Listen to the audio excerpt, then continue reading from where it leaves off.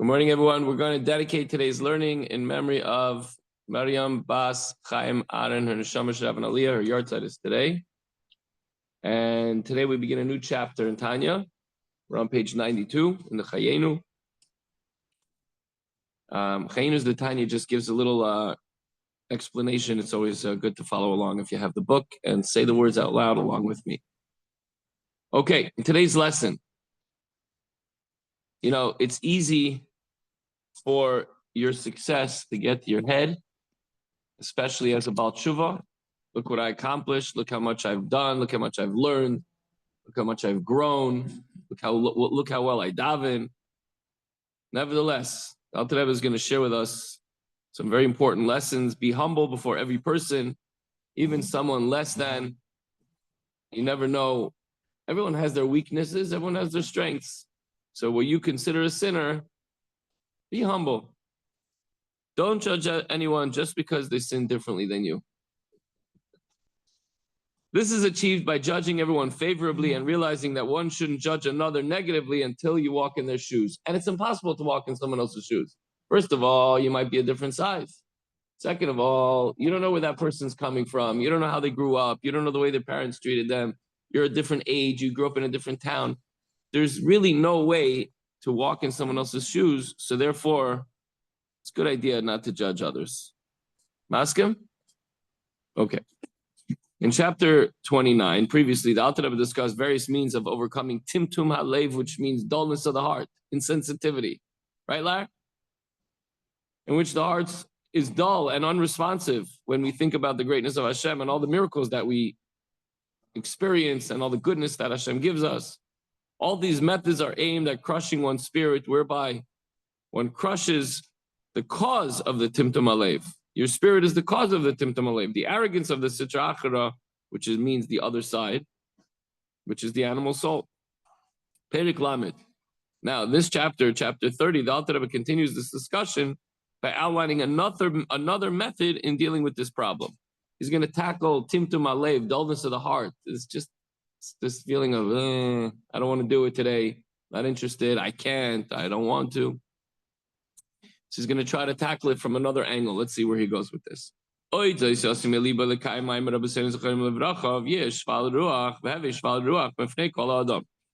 who suffers from this dullness of the heart, you come in, you're like, whatever. It sets the stage. One who suffers from, let me back up. One who suffers from timtum halev must also set his heart to fulfill the instructions of our sages. Be lowly of spirit before every man. Be humble. The word implies be thus. Don't act like it. Be sincere. Before every man, every person. Even what others or you might consider worthless, a weak person who's not doing what they're supposed to do. Don't get too haughty. Don't get too excited. So how is one expected to regard himself as lowlier than the lowest sinner?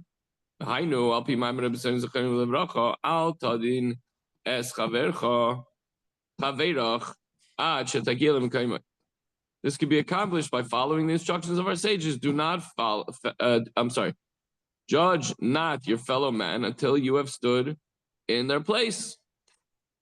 And as we said a moment ago, how are you going to judge them if you can't stand in their place?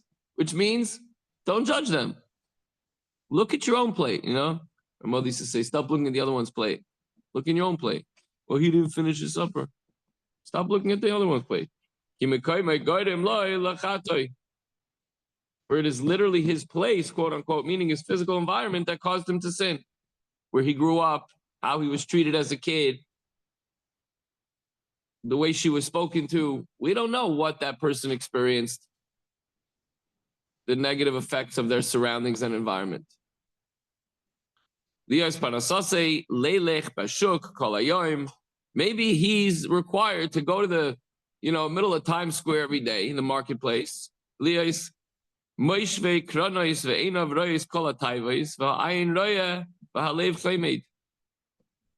That person has to sit at the street corner selling his wares, and his eye sees all sorts of temptations. And what the eye sees, the heart desires. Not his fault. Where he works, there's a lot of different people and a lot of distractions that pull him, and it's not easy to resist. As we said yesterday, the king sets his son up with a harlot, with a prostitute, and he's supposed to push her away. She dresses up beautiful. She comes, she's wearing all sorts of perfume and to entice the son. That's her job. He has to try to push her away. So here, guy has to go to work every day, and he's in a place that has all sorts of temptations, and it's not easy.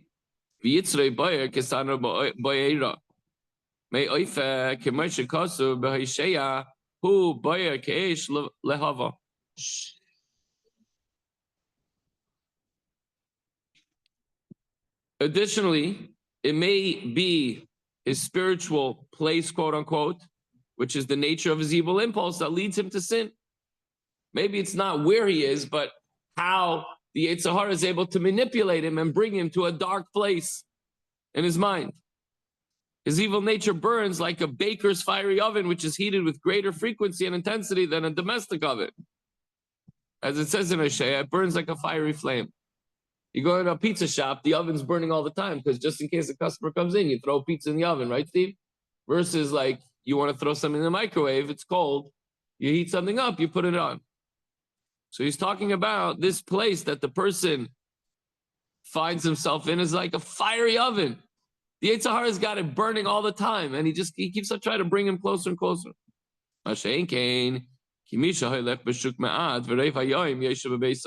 Like a microwave, it's not hot all the time. Other people, they work from home. They're, they do business over the phone or online. Online is also a lot of distractions and temptations, but you know what I mean. Maybe live, it's a whole different set of evil temptations.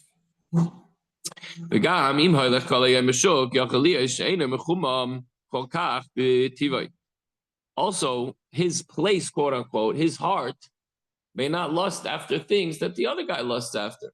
So when he's brought to a certain place physically, it's hard for him to control his mind and his heart. You see certain people and certain things, and it's like that's a taiva. Some people have that natural tendency to let their mind wander, and they have to work hard to control it.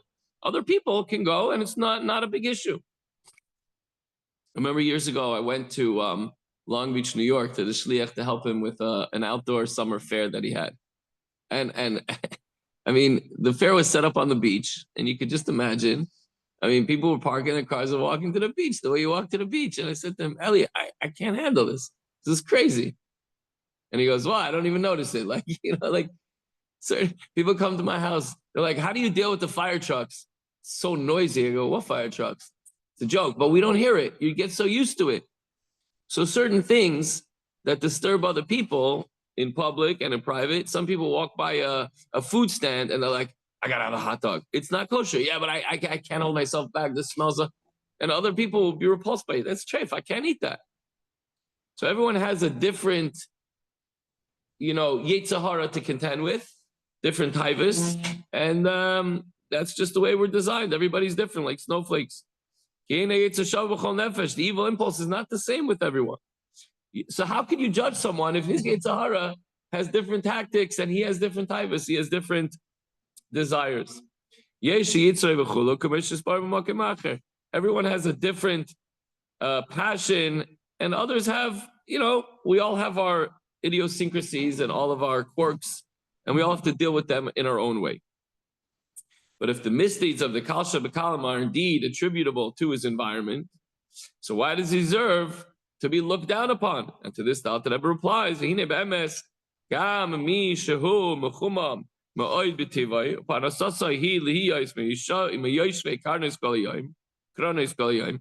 truth, where do we know this word? What? It's the corners of the Mizbeach. No, but that's not what it's supposed to. We don't see it not in Allah. I agree. Okay, there's different sources, but Kronos and Karnos, this is the corners. So it's the street corner. In truth, even he who's extremely passionate by nature and whose livelihood obliges him to sit all day at the street corners. Ein lo shum hisnatzlus al chatov. He can't say, "Oh, I have no choice. I have no choice. I got to go on the internet. Okay, so I see this, so I see that." That's not an excuse. Oh, I have to go into the city every day. That's not an excuse. Oh, there's no kosher food where I went. That's not an excuse. Bring it with you. Set yourself up restrictions. Make sure that you are setting yourself up for success. Ein lo shum hisnatzlus al chatov. And if you do fall, that means you didn't prepare properly and you're termed an evildoer, a Rasha Gomer, for not having the dread of Hashem before your eyes. Listen, that's not anyone else judging you. That's you realizing that you didn't put in the effort to put up safeguards and you're not doing the proper thing. So you have to judge yourself. He should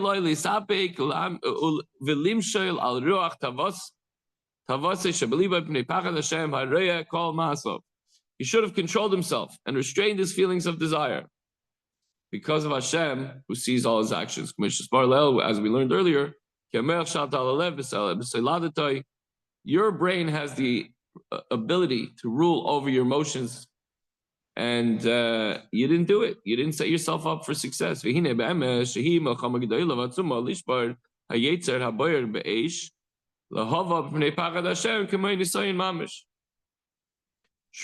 it's a great battle and a struggle to break one's evil nature, which burns like a fiery flame. For the fear of Hashem, indeed, this is taka, a big test. And everyone has this test on different levels. Every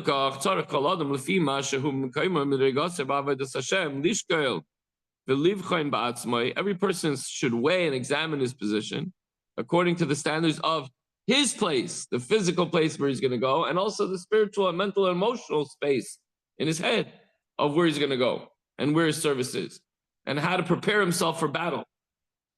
He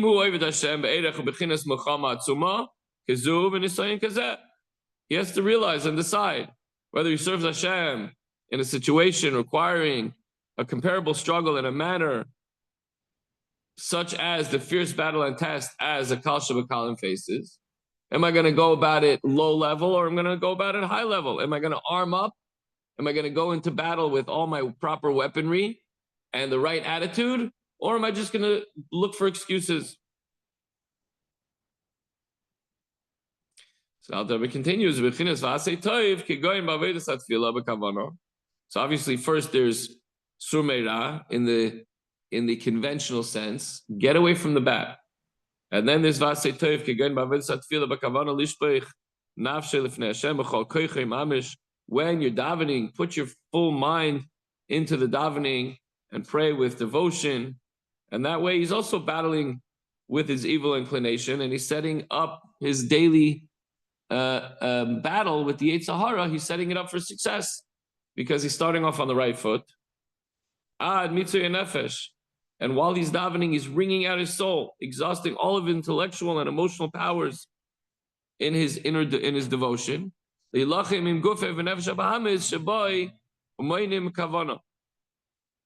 Preparing himself for this battle, for this great war that he's waging against the Yetzer Hara.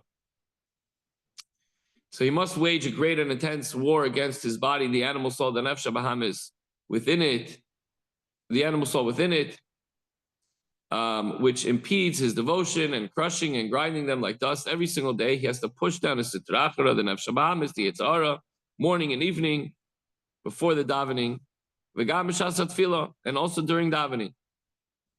Of course, guys, let's not kid ourselves. We have all sorts of distractions. Hopefully they could be, on a low level, they could just be mundane distractions. My mind wandered off a little bit. But high level, or more, unfortunately, sometimes they are evil distractions. Thoughts that we shouldn't be thinking during davening, or ever.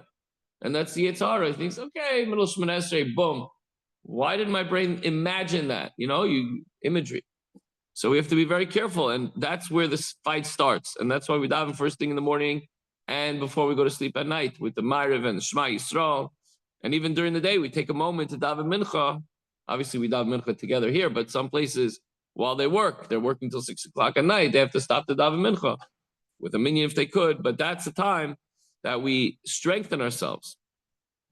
B'shas atfila. Le'yagea atzmai b'yias nefesh b'yias basar k'may shesparlak elekamon barichos. During the davening, he exerts himself with the exertion of the spirit, so that his spirit should not grow weary of lengthy contemplation on the greatness of Hashem, and an exertion of the body to remove the hindrance to devotion imposed by the body, as will be explained at length further. So this idea is going to be fleshed out in the coming days. But the takeaway is, Chevra, that don't compare your journey to others. First of all, you shouldn't look at them and say, how come he's not doing this? I know I can do that. That's easy. You could accomplish that. That's the first thing. People ask for advice like, just don't do this, just don't do that, or just do this, just do that. Like, yeah, easy for you to say. What do you mean? It's so simple. So it's quick. We're quick to judge others. So don't compare your journey to others. You don't know what the others' obstacles are or their victories. What we need to do is we need to focus on our own journey. Is our today better than our yesterday? Are we, and never be satisfied either. Oh, yesterday was an amazing day. Okay, great. You're higher up the mountain. Now keep climbing. Have a good day, everyone, and we'll see you tomorrow. Mitzvah Hashem.